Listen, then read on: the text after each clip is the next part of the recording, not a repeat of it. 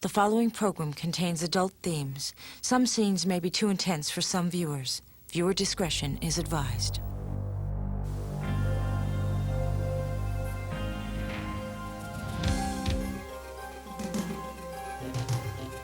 When does an office romance cease being innocent and become a violent obsession? Why would a secretary stoop to murder?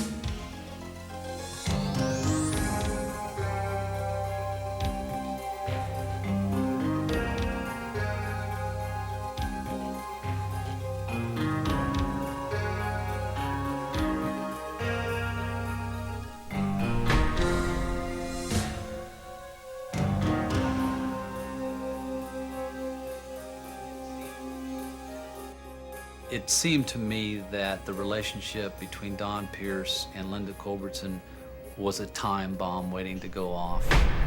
I don't think that Linda is well, and I don't think people like that will ever get well. I think she is very ill. I was a prisoner in that office. I was his own slave. Anytime he wanted me to do something, he knew the strings to pull, and I did it, regardless of what it was. It's the oldest story in the world, the office affair. Marriages are wrecked over it, careers are broken. But few who flirt by the water cooler imagine the darkest possibilities, the ultimate price that may be exacted when an office dalliance turns deadly. I'm Teresa Saldana, and this is Confessions of Crime. Tonight, we will see how Linda Culbertson's affair ended in violence, abuse, and tragedy. Using Linda's videotaped confession, and an exclusive interview with Linda, where for the first time she talks in detail about her unusual and passionate relationship with her employer, we will probe the mind of a woman who lost control of her lover and lost control of herself. In 1984, Linda Culbertson was living in Kansas City. She was divorced and the mother of 3 children. One day, looking for a job, she walked into the office of Don Pierce, an attractive and successful attorney. That brief encounter was to prove a turning point in Linda's life. It was the promising beginning of what would eventually become a nightmare. I went in a dress, and I went into his office. He was explaining to me about the position, all the things that I would be doing, and at that point in time, he kept looking at me funny. You know, he kept looking at my legs and looking at the way I was. And I knew that sex was going to come into play, and I'd already been turned down by several other law firms, that I wanted this job, and if it took me having to do that, then I would. It was during the second day that I was at the office that Don started putting his hands on my shoulders. He started stroking my arm, and I just kind of looked at him. I said, "What are you doing?" And he says, "Oh, well, these are a few things that I forgot to tell you in our interview." And he says, "There's some other things that I'll need to explain to you," and he had me go to his office. And in there, that's when he told me that I was to perform all the wifely duties and anything else that he wanted done, because that's what my position was. For Linda Culbertson to have come from a small town in Jasper County, Missouri, to a big city and have some very bright, handsome, successful attorney that wants to be in a love affair with her. And that's the situation that was presented to her by Don Pierce. I think that at the beginning it went far to build her ego. I went ahead and had sex with him that night. When I came into that office, I lost everything that I had. I was not to go home for birthdays. I was not supposed to, that was like a life that never existed anymore. I had his life and to take care of him in that office, and I was to stay there day and night to answer that phone, be there when he needed me and anybody else. She used to work long hours typing and getting briefs out, and the fact that Don Pierce was a perfectionist. He had to have every I dotted and T crossed, and if something wasn't done exactly right, she'd have to do the whole thing over again. A lot of the things that he had me do, I mean, at first it was like the husbandly duties and so forth and so on, and he started out very, very easy, and then it got to where the more and more that we had the sex, it got into where it was sick. And it didn't matter. It got to where it didn't matter during the day, during the night. You know, even when people were there, other clients that were in other attorneys' office, he didn't care. Don had many powers over me, but yet I knew if I performed and did everything that he had me do, that he'd give me anything that I asked for, regardless of whether it was expensive jewelry, cash money, it didn't matter. You know, and I did it. It was like he couldn't ask me to do anything and I wouldn't do it. Don Pierce may have been demanding, but Linda accepted her role willingly. What were the seeds of Linda's slavish personality? What molded her into such an obsessive worker and submissive lover, anxious to please at all costs? It may have started early in her childhood, growing up in what experts describe as a dysfunctional family. But as she reached adolescence, her relationship with her father became increasingly strange. He sexually abused her, and she submitted to his demands. I knew it was wrong, but I was trying to keep peace at home with my family. You know, I knew Mother wasn't there and wasn't taking care of Dad like she should have been, so I felt like I had to play that role. Somehow she got that opinion inculcated from one or both of her parents that she was an object for their use. She was somehow needed to be available and open to them. Linda is a character in her own psychodrama, and everyone else is too. It's not at a psychotic level. She's not hallucinating.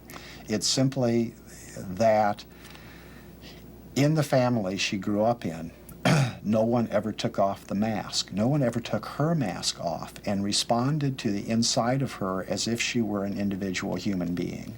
When she was 18, Linda became pregnant and left home to get married. That marriage ended when her husband became abusive. But the pattern was repeated when Linda's second husband also began beating her. Eventually, he ended up in Leavenworth prison on embezzlement charges, and Linda was alone again. That was when she met Don Pierce, and the affair began. Their relationship consumed Linda. She felt that she had no existence without Don Pierce. She had to keep him. She had to persuade him to leave his wife and be with her forever. She had definite wants of getting rid of Kathy out of Don's life. Kathy had a personal problem to where she could not have children. So Linda was wanting to push Kathy over the edge. So she wanted to send her a baby doll, all cut up with ketchup on it, to push her to the point of wanting a baby so bad and having somebody harass her with it that she would just eventually leave Don. I was Don's wife to the fullest extent. I mean, I did everything for him. I performed all the duties that he wanted me to do. I took his laundry to the cleaners. Everything that was asked of me, it was like I was his wife. The different things that happened in the movie Fatal Attraction, Linda actually did things like that to Kathy. She would be friends with Kathy and talk with Kathy, and then she would turn around and damage her property, and she damaged Don's property. She told me before I started working there not long that there had been some vandalisms in Don's office, and that an angry client had gone in and spray painted some vulgar words of hate and threats to his life and to his home and being, and he had had some vandalism to his cars. And later, after we had gotten to know each other better in time, she had admitted to me that she was the one who had actually vandalized his cars and sprayed the stuff on his curtains whenever she would get mad at him. Linda Culbertson was in love with Don Pierce and with money. In her distorted vision of reality, she saw herself as Don Pierce's future wife. She was obsessed with keeping Don, with having him forever. In a moment, we'll see how Linda's passion turned to frustration, anger, and violence. Stay with us. For 4 years, Linda and Don continued their increasingly bizarre affair. Then, in 1988, it ended with a key discovery. She was pregnant with his child. Don was ecstatic, and they even discussed marriage. But as their affair continued, it started to slowly but clearly disintegrate. He couldn't do enough for me. He was so happy. He was going to get a divorce. He was going to marry me, and we were going to have other children besides this one.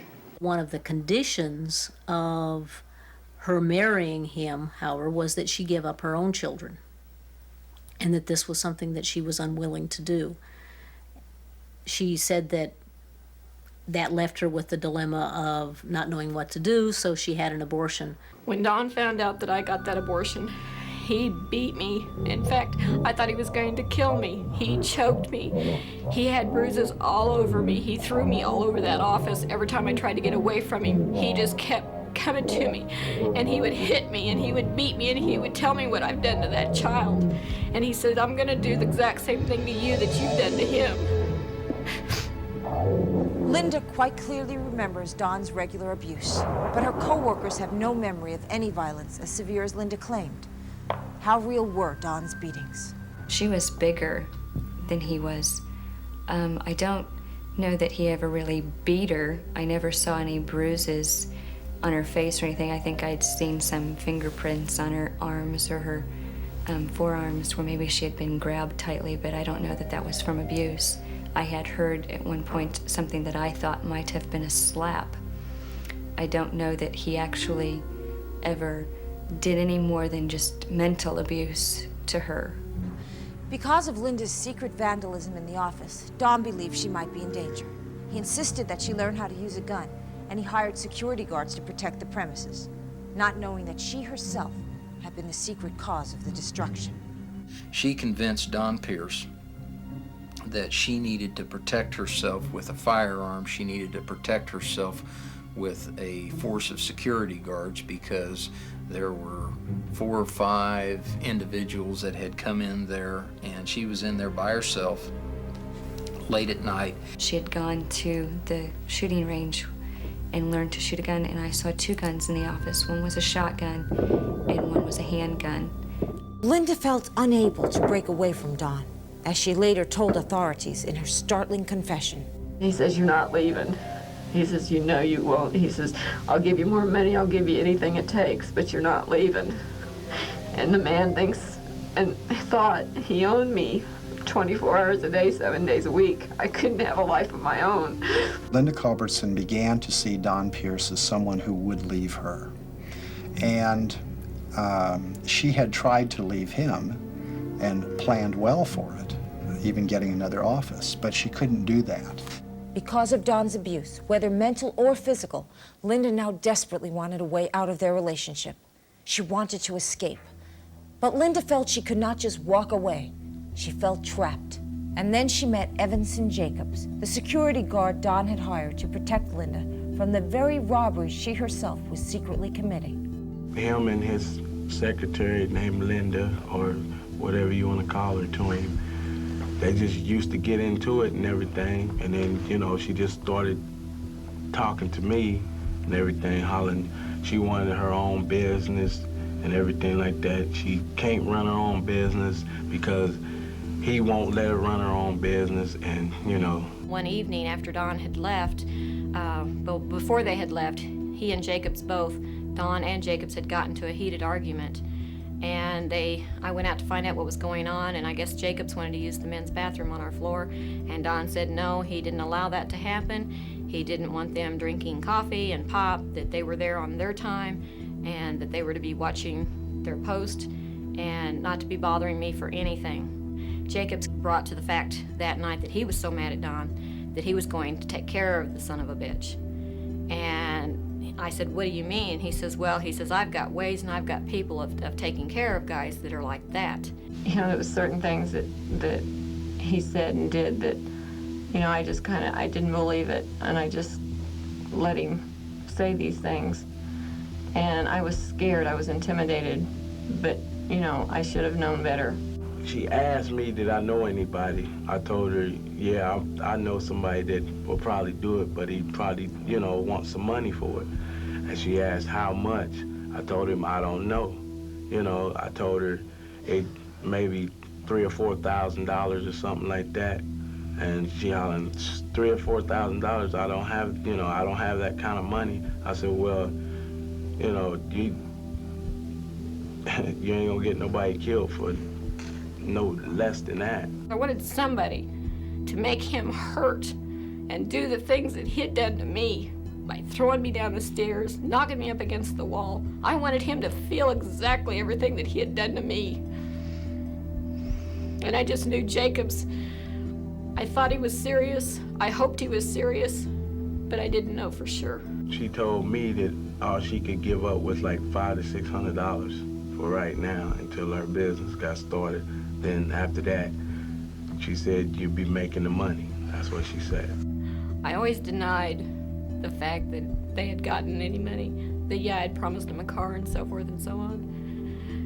And until this day, even my own family doesn't know the truth because I couldn't tell them because I was so ashamed of what I had done. As far as admitting that I had hired these guys to actually kill Don was something that I didn't want to have to face with my family. But yes, I paid Jacobs $6 $100 bills for him to do that, and then getting the car was to come later. The deal was set, the bargain was made. Linda wanted Don dead, but she didn't want to commit the murder herself.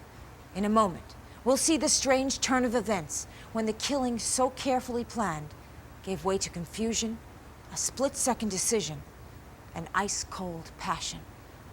Stay with us. Evanson Jacobs took Linda's money and enlisted the help of a 19-year-old friend of his, Quincy Brown.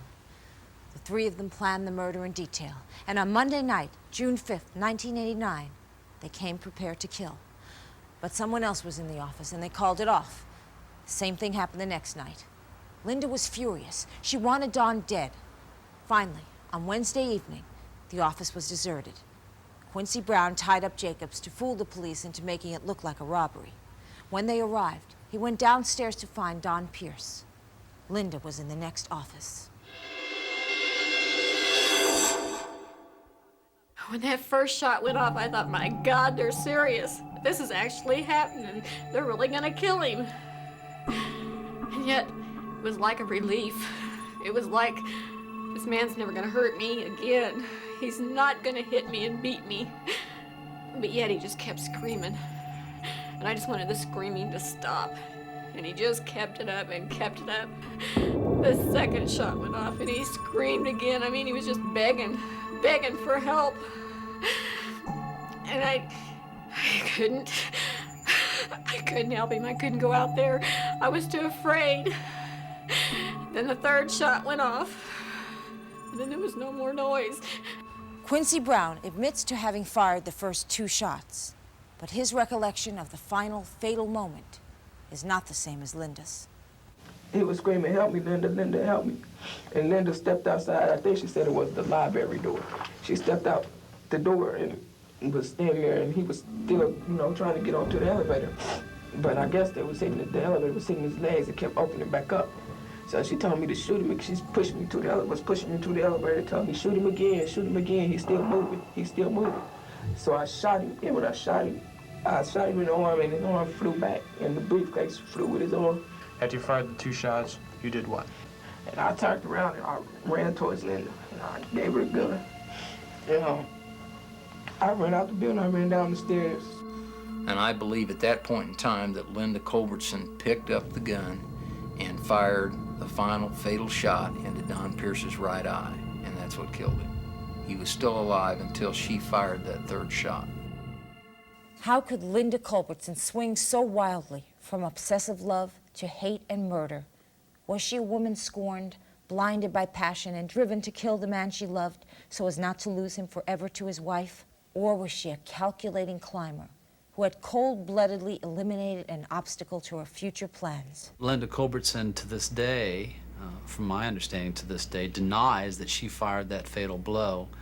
And I don't know whether she is convinced herself after this period of time that she didn't do it, or I suppose there is a very small chance that she didn't. But it's very queer coincidence that the crime scene detectives discovered in the law office itself a silhouette target of a person with the right eye shot out, and it was shot out by a sawed-off shotgun. The evidence, of course, was that silhouette target came from the bullet hole shooting range, and the only person from that office that had ever been there firing a weapon was Linda Culbertson, firing her personal sawed-off shotgun. Don Pierce was killed, at least in part, because Linda Culbertson thought he was going to leave her, not because she wanted to get away from him. Linda Culbertson, according to many experts, is a borderline personality. She is not insane. She does know the difference between right and wrong. Indeed, she is actually an intelligent adult. However, in times of stress, some experts believe her emotions become those of a 3-year-old child, and these emotions controlled her behavior. Our big problem in understanding people like Linda, in understanding violence or mental illness, is that we want to believe that these people are not like us, and they are. They may have more serious problems in some area, but they are us. And the reason they become violent is part of us and something we've all wrestled with. There was a lot of things that I would have done differently now, but I'm not given that chance. And this place that I'm at now is even worse, if you can only imagine, of what I was going through. To want to be able to go back and take the abuse that I was taking before is so much better than what I'm having to face in today's life. Linda Culbertson is serving a life sentence in the Wren's Correctional Center with no possibility of parole for the crime of first-degree murder. Evanson Jacobs and Quincy Brown were also convicted of murder and are serving sentences. If there's a lesson in all this, it must be that emotions are not to be toyed with, that passion can be a weapon, and that those who use love to further their own ends may find its arrow holds a poisonous tip. Ultimately, both Don Pierce and Linda Culbertson paid the price for their fatal attraction. I'm Teresa Saldana. Join me again next time for another unique look inside the criminal mind on Confessions of Crime.